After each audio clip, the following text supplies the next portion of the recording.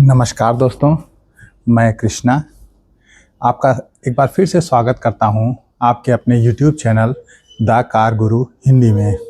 देखिए दोस्तों, बहुत से फ्रेंड्स यूट्यूब में कमेंट्स करके मुझसे पूछ रहे हैं कि हमें नई टाटा पंच लेनी चाहिए या नहीं लेनी चाहिए। तो दोस्तों, मैं आप लोगों को एक बात ये बताना चाहता हूं कि देखिए, टाटा पंच जो है पिछले 5 सालों से मार्केट में है और ये अच्छे नंबर्स पे बिक भी रही है।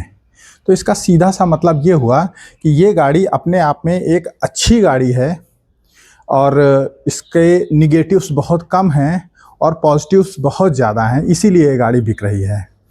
आज मैं ये वीडियो आप लोगों के लिए लेकर आया हूँ ये बताने के लिए कि जो पिछली टाटा पंच थी, जो ओल्ड मॉडल था, जो 2025 से पहले का मतलब 2026 से पहले का मॉडल था, वो मॉडल जो काफ़ी बिक रहा था, क्या अब जो नया मॉडल आया है ये ज़्यादा वैल्यू फॉर मनी है?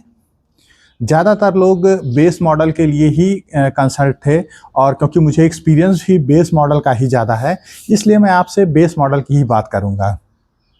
तो एक तरफ रखते हैं हम ओल्ड टाटा पंच को जो 2026 से पहले चलती थी, और एक तरफ रखते हैं नई टाटा पंच को जो 2026 में रिलीज़ हुई है, लॉन्च हुई है।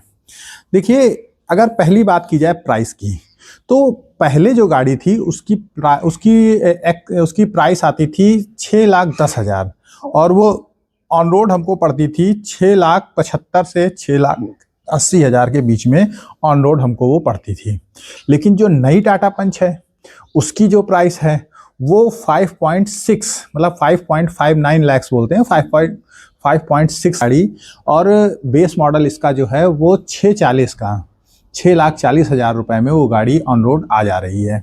तो इस तरह से अगर हम देखेंगे तो सीधे सीधे 40,000 रुपए ये गाड़ी सस्ती पड़ रही है।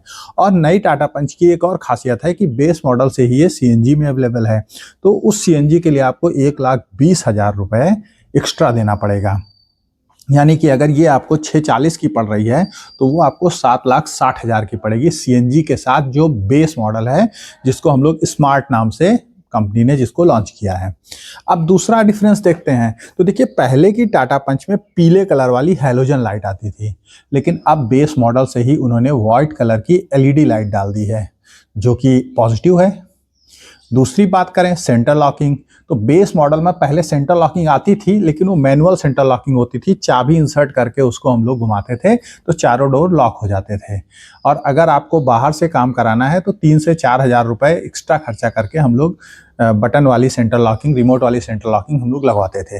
लेकिन कंपनी ने अब क्या किया है, जो 2 चाबियाँ आती हैं, एक को फ्लिप लॉक वाली चाबी दे दी है उन्होंने, और उस चाबी में क्या है कि आपके ऑन ऑफ के सारे बटन्स अवेलेबल हैं, और सेंटर लॉकिंग क्या है, बटन से ही कंट्रोल होती है। दूसरी चाबी जो है वो सादी चाबी है। तीसरी बात अगर एयरबैग की करते हैं तो पहले केवल 2 एयरबैग आते थे, लेकिन अब जो है नई गाड़ी में 6 एयरबैग आने लगे हैं। बहुत अच्छा पॉजिटिव है ये भी। अच्छा, एक इसमें नई चीज़ इन्होंने ये लॉन्च की है कि जो पैसेंजर साइड का एयरबैग है उसको चाबी उसके डैशबोर्ड के बगल में एक जगह दी हुई है, वहाँ पर चाबी इंसर्ट करके आप लॉक कर सकते हैं। जब आप पैसेंजर साइड एयरबैग को लॉक कर देंगे तो कभी भी अगर कोलिजन होता है तो वो वाला एयरबैग नहीं खुलेगा, केवल वो एयरबैग खुलेगा जो ड्राइवर साइड में था। हालांकि इसकी ज़्यादा उपयोगिता मुझे समझ में नहीं आती है, क्योंकि अगर सीट बेल्ट नहीं लगी हुई है तो वैसे भी एयरबैग तो खुलता नहीं था। लेकिन अब कंपनी ने जो फीचर दिया है वो हम आपको बता रहे हैं। अगर ग्राउंड क्लियरेंस की बात की जाए तो 5 mm ग्राउंड क्लियरेंस इंक्रीज हुई है। पहले 187 mm होती थी, अब 193 mm है। 5 से 6 mm ग्राउंड क्लियरेंस, गाड़ी थोड़ी सी ऊंची हो गई है, ऑफ रोडिंग करने में ज़्यादा सही रहेगी ये गाड़ी। हालांकि पहले वाली गाड़ी भी कभी टकराती नहीं थी नॉर्मल रास्तों में, जब बहुत ख़राब जगह ले जाएं तब शायद टकराए, मुझसे तो अभी तक कभी नहीं टकराई है ज़मीन पे। और एक चीज़, जो ए पिलर आता है, जो शीशे के साथ लगा हुआ पिलर होता है, आगे विंड स्क्रीन के साथ लगा हुआ, वो ए पिलर अब ब्लैक कलर का आने लगा है, और ये भी पॉजिटिव है। उसके बाद देखिए, स्टीयरिंग व्हील की बात करते हैं तो स्टीयरिंग व्हील जो पहले आता था उसमें क्या था, 3 स्पोक होते थे, 2 ऐसे और एक नीचे की तरफ होता था, वो 2 पार्ट में डिवाइड रहता था, 3 स्पोक व्हील्स होते थे। लेकिन अब 2 स्पोक व्हील्स आ गया है। जो आपका स्टीयरिंग व्हील है उसमें 2 स्पोक्स हैं केवल, और बीच में क्या है, टाटा का सिंबल बना हुआ है जो चाबी ऑन करने पे लाइट जिसमें जलने लगती है। तो ये भी अच्छा ही है। उसके बाद देखिए इसमें और नई चीज़ आई हुई है कि पहले क्या था, जो टाटा पंच के डोर्स आते थे उन डोर्स में हम केवल ऐसे, मतलब गाड़ी चलती रहती थी और चलते समय कोई भी उसको नॉब्स को ऐसे ओपन करता था तो दरवाजे खुल जाते थे, उसमें ऑन ऑफ का बटन नहीं होता था। लेकिन अब टाटा पंच ने बेस में ही या सारे मॉडल्स पे ये अपडेट कर दिया है कि अगर ऑफ है वो बटन तो अपने आप डोर जो है वो अनलॉक नहीं होगा। बैक से अगर हम देखेंगे तो बैक में क्या है कि पहले से ज़्यादा अट्रैक्टिव हो गई है, एक कनेक्टिंग सी लाइट आपको दिखाई देती है, ये भी उसका पॉजिटिव ही है। और इंस्ट्रूमेंट क्लस्टर जैसे पहले रहता था बिल्कुल सेम वही इंस्ट्रूमेंट क्लस्टर है, कोई भी डिफरेंस नहीं है इसमें। एक और चीज़ दे दी गई है, अब बेस मॉडल से इलेक्ट्रॉनिक स्टेबिलिटी प्रोग्राम ESP जिसको बोलते हैं वो आ गया है। तो गाड़ी स्टेबल ज़्यादा रहेगी, तेज़ चलाने पर, मोड़ पर गाड़ी स्टेबल अच्छी रहेगी, तो ये भी एक पॉजिटिव आ गया है। और एक नई पॉजिटिव आई है जो लोग अक्सर डिस्कस नहीं कर रहे हैं, ये कैसे है, लेकिन रिटर्न में यही दिया हुआ है कि 49 mm गाड़ी की लेंथ जो है वो बढ़ गई है। 49 mm का मतलब 5 सेंटीमीटर, मतलब लगभग 1 उंगली के बराबर जो लेंथ है वो गाड़ी की बढ़ा दी गई है। लंबाई जो है गाड़ी पहले से थोड़ी सी ज़्यादा लंबी हो गई है। अब वो किस चीज़ में बढ़ाई है, अंदर का स्पेस तो वैसा ही है, पता नहीं कैसे क्या किया है उसमें, लेकिन हाँ रिटर्न ये इंक्रीज हुई है। TPMS जो है, tyre pressure monitoring system, base model से आ गया है।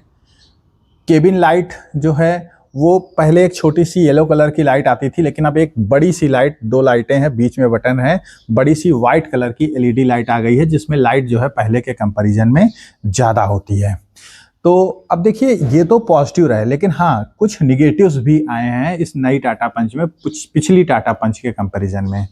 जैसे पहले जो टाटा पंच आती थी उसके बेस मॉडल से ही जो AC के कंट्रोल्स थे वो ऑटोमेटिक AC जैसे लगते थे, बहुत ही अट्रैक्टिव लगते थे। लेकिन अब वही मारुति जैसा उन्होंने नॉब्स वाला सिस्टम दे दिया, जैसे टियागो में आता है वैसा ही सिस्टम उन्होंने दे दिया है कि नॉब से आप AC कंट्रोल कर सकते हैं। तो ये निगेटिव है। और पार्सल ट्रे, पीछे पहले बेस मॉडल से पार्सल ट्रे आती थी, डिक्की के ऊपर लग के आती थी, लेकिन अब वो पार्सल ट्रे हटा दी गई है, नीचे के कई मॉडल्स में हटी हुई है। उसके बाद पहले क्या होता था, स्टेपनी आती थी गाड़ी के साथ, 5 टायर आते थे, 4 लगे हुए और एक स्टेपनी में। अब स्टेपनी को हटा दिया गया है, उसकी जगह पे पंचर रिपेयर किट दे दी गई है जो कि छोटे मोटे पंचर्स तो सही कर देती है, लेकिन बड़े पंचर में वो काम नहीं आती।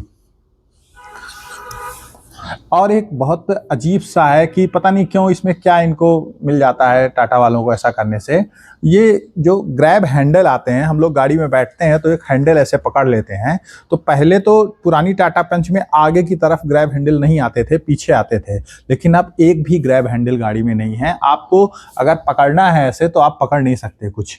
तो ये कुछ नई टाटा पंच में जो है निगेटिव्स हैं। तो मुझे लगता है कि इसमें पॉजिटिव्स काफ़ी ज़्यादा हैं।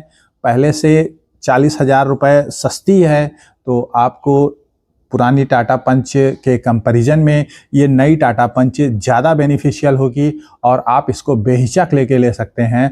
और मैं एक चीज़ फिर से कहना चाहूँगा, मुझे शिकायत है टाटा से इस चीज़ की कि इनकी पेंट क्वालिटी जो है गड़बड़ होती है, उस पर इन्हें अच्छा काम करने की ज़रूरत है। धन्यवाद।